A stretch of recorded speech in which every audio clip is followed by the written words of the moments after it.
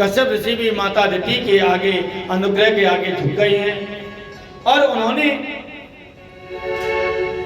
कश्यप श्राप दे दिया कि तुम्हें पुत्र तो होंगे लेकिन 2 पुत्र होंगे और दोनों पुत्र दुराचारी होंगे।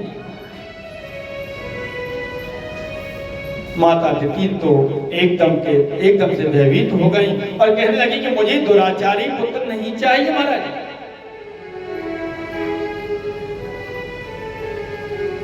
अब मुझे दुष्ट पुत्र नहीं दे।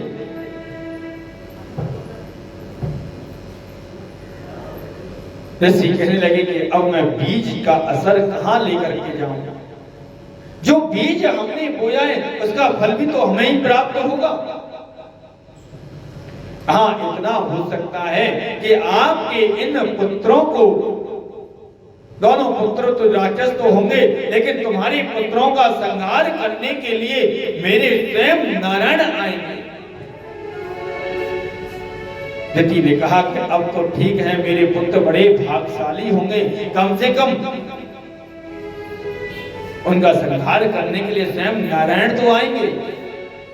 कश्यप ने कहा कि देखो अदिति, तुम्हारा जो पौत्र होगा वो बड़ा गुणवान होगा और तुम्हारे पौत्र का नाम होगा प्रहलाद। वो बड़ा शीलवान होगा, अलंपट होगा, तेजस्वी होगा, यशस्वी होगा और भगवान का परम भक्त होगा। ऐसे सुनकर के माता अदिति के मन में बड़ी प्रसन्नता हुई।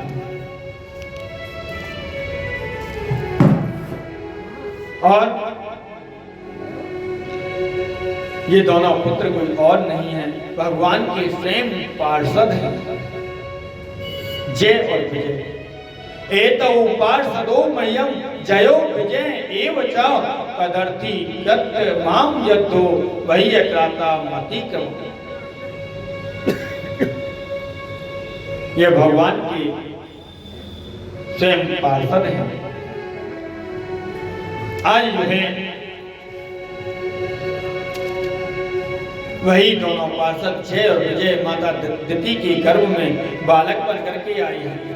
दोनों का जन्म हुआ, एक का नाम हिरण्यकश्यप रखा और दूसरे का नाम हिरण्याक्ष रखा गया। आज महाराज कश्यप के यहाँ आई है। कश्यप कोई और नहीं है, पश्यति इति पश्यगा एव कश्यप। सतगुरु को हम लोग कश्यप कहते हैं। और कश्यप की 2 पत्नियां हैं, एक है दिति और दूसरी का नाम है अदिति। दिति माने होता है भेद बुद्धि और अदिति माने होता है अभेद बुद्धि। तो दिति के पुत्र होते हैं दैत्य और दैत्यों में हिरण्यकश्यप और हिरण्याक्ष। हिरण्यकश्यप कहते हैं अभिमान को और हिरण्याक्ष कहते हैं लोभ को। जहाँ भेद बुद्धि होती है वहाँ अभिमान व लोभ दोनों का प्रादुर्भाव होता है, दोनों उत्तरोत्तर बढ़ते जाते हैं। और जहाँ अभेद बुद्धि होती है वहाँ देवताओं का प्रकट होता है। और एक दिन जो है हिरण्याक्ष बड़ा दुष्ट है, पृथ्वी पर प्रलय का समय आया, पृथ्वी समुद्र में डूब गई और पृथ्वी समुद्र में जैसे ही डूबी तो देवता लोग जो है चिंतित होने लगे कि पृथ्वी को निकाल करके लावे को। ब्रह्मा जी आज बैठे हुए कीर्तन करते करते ब्रह्मा जी महाराज को छींक आ गई और जैसे ही उनको छींक आई तो उनकी नासिका से एक छोटा सा सूकर का बालक निकला है और समुद्र में डूबकर 12 भगवान अपनी दृष्टाओं पर पृथ्वी को लेकर के निकलने लगे। और अब पृथ्वी के डूब जाने पर जो प्रतापी लोग हैं वो जो है आकाश में उड़ते हैं।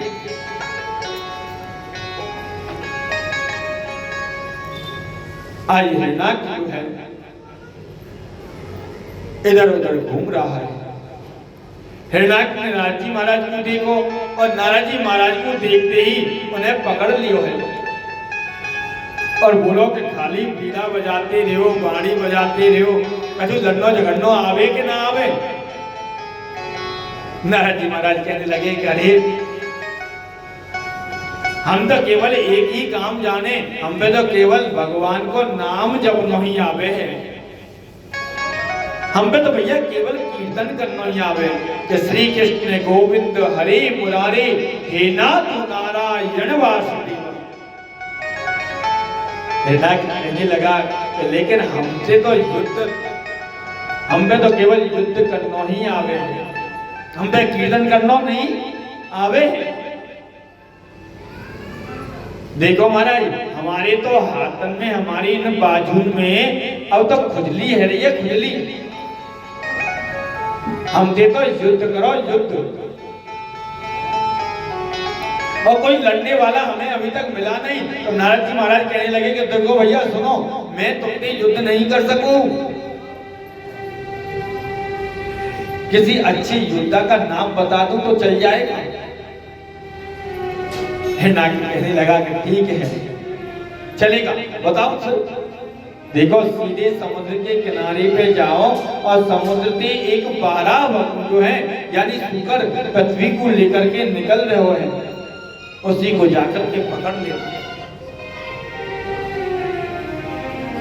और वो तुम्हारी ऐसी खुजली मिटेगी तुम्हारे बाजू की कि जीवन में कबो खुजली होएगी ना। बोला बारह भगवान की। हिरण्याक्ष ने 12 भगवान को देखा, उन्हें जाकर के छेड़ने लगा और लड़ने के लिए उन्हें ललकारने लगा है। दोनों में विचित्र युद्ध छिड़ गया।